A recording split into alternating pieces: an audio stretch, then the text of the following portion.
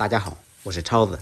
这个季节天气干燥，一定要学会这一道木耳炒山药，润肺养胃，脆嫩爽口还解腻。做法非常简单，2分钟就能学会。首先准备1小把干木耳，放入少许白糖，1小勺干面粉或者淀粉，加入40度左右的温水浸泡，扣上一个盘子，给它轻轻的晃晕。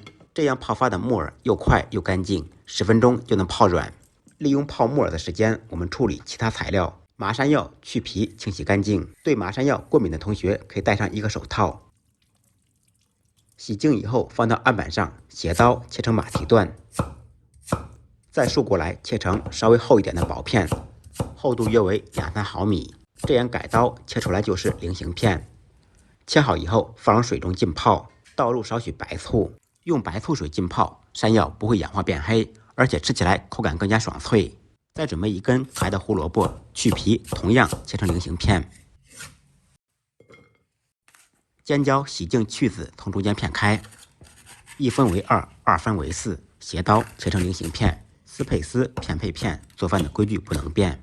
切好以后放入碗中，不要跟胡萝卜放在一起，它们的下锅时间不同。小料很简单，来少许蒜片、葱花就可以了。切好以后放入碗中。10分钟以后，木耳就泡发好了。朋友们一定要记住，木耳不能长时间浸泡。泡发好的木耳用清水清洗2遍，彻底洗净，摘成小块，跟胡萝卜放在一起。材料全部备好，接下来开始制作。起锅做水，放入1小勺盐，放入少许白醋。水开以后，放入麻山药，稍微煮10秒钟，放入木耳、胡萝卜3种食材在锅中，不要煮的时间太久，否则会失去爽脆的口感。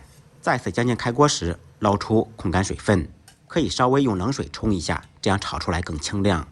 另起锅，锅烧热，放少许油，先用油热面锅的全身。油热以后，放入蒜片、葱花，爆出香味。小料炒香，放入青椒，把青椒炒至断生。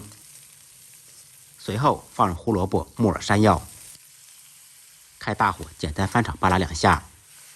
调味只需要放入1点盐，少许白糖提鲜就可以了。再次翻炒均匀，把调料全部化开。这道菜在锅中炒的时间不要太久。最后勾入1点水淀粉，水淀粉调得稍微稀一点，淀粉水可以把调料的味道全部挂在食材上面。翻炒均匀，起锅装盘。一道鲜香味美、营养丰富的木耳炒山药就做好了。这道菜经常吃还可以提高免疫力。